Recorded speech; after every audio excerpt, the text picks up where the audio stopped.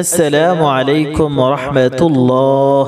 কারোর সাথে যদি আপনার মন মালিন্য হয়, ঝগড়াঝাটি হয়, মনের মধ্যে হিংসা বিদ্বেষ তৈরি হয়, এটি অনেক সময় স্বামী স্ত্রীর মধ্যে হতে পারে, বন্ধু বান্ধবের মধ্যেও হতে পারে, ভাই ভাইয়ের মধ্যে হতে পারে, অথবা বোন বোনের মধ্যে হতে পারে, অথবা ভাই বোনের মধ্যেও হতে পারে, অথবা অন্য যে কোনো আত্মীয় স্বজনের মধ্যেও হতে পারে।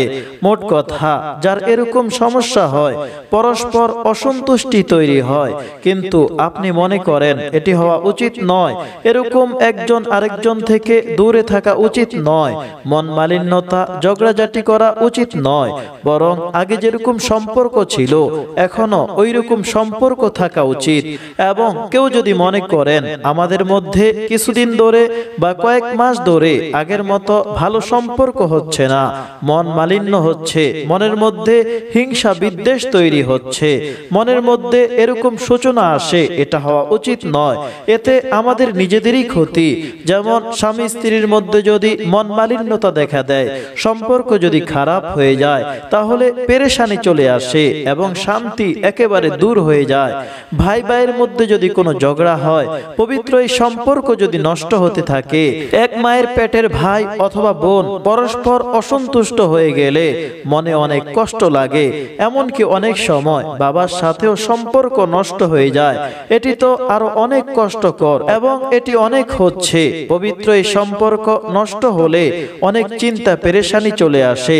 তাই অনেকে আল্লাহর নিকট দোয়া করেন যেন সম্পর্ক ঠিক হয়ে যায়, এবং অনেকেই অনেকের নিকটে যান, কোন আল্লাহওয়ালার নিকট গিয়ে বলে আমাকে একটি আমল দিন যাতে সম্পর্ক ঠিক হয়ে যায়।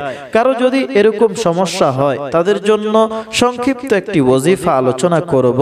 ওজিফাটি কিভাবে করবেন? আপনি যদি কারো অন্তরে আপনার প্রতি ভালোবাসা বৃদ্ধি করতে চান, মোহাব্বত বৃদ্ধি করতে চান, যে কোনো নামাজের পরে এই আমলটি করবেন। ফজরের নামাজের পরেও করতে পারেন, অথবা এশার নামাজের পরেও করতে পারেন।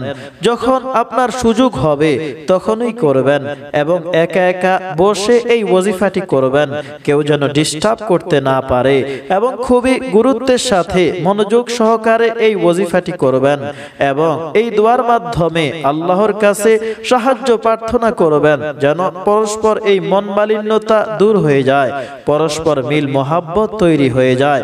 ওজিফাটি কিভাবে করবেন? সর্বপ্রথম 11 বার দুরূদ শরীফ পড়ুন, অতঃপর 11 বার এই দোয়াটি পড়ুন। আল্লাহ পাকের দুটি নামের সাথে পড়ুন, এমন দুটি গুণবাচক নাম যেগুলি আর কারো মধ্যে নেই। ইয়া হাইয়ু ইয়া কাইয়্যুম, হে চিরস্থায়ী, হে চিরঞ্জীব।